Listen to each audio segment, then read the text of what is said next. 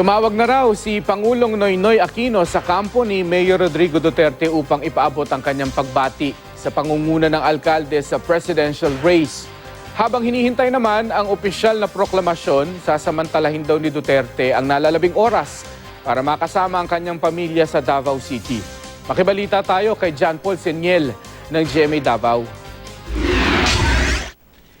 Ito ang tagpong nasaksihan madaling araw nitong Martes nang maging malinaw sa partial and unofficial count noong mga oras na iyon na malaki na ang lamang ni PDP Laban Standard Bearer Rodrigo Duterte sa kanyang mga katunggali sa pagkapangulo.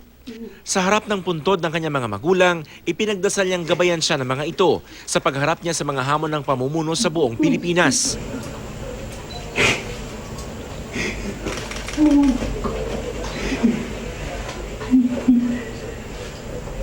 Ang common law wife ni Duterte na si Hanilet Avancenia, pati ang anak ng alkalde na si Sebastian, malaki raw ang pasasalamat sa mga sumuporta sa alkalde. Wala ka nang worry if you have entrusted everything to the Lord. Wala nang worry yun. Daghang salamat sa inyo sa pagsuporta nga wala gyud ninyo biyae.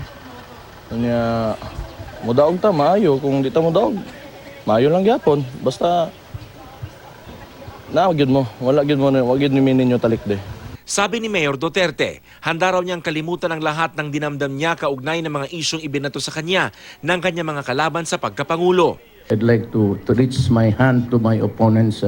Let us begin the healing now.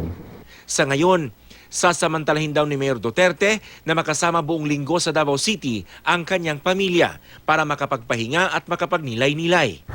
Kahapon, tumawag na raw si Pangulong Noynoy Aquino sa isang press briefing. Sinabi ni Communications Secretary Sunny Coloma na nirerespeto ng Malacanang ang desisyon ng sambayan ng Pilipino.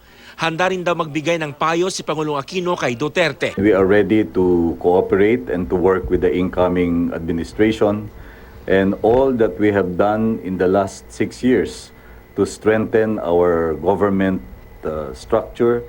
John Paul Seniel, Nagbabalita, Pilipinas.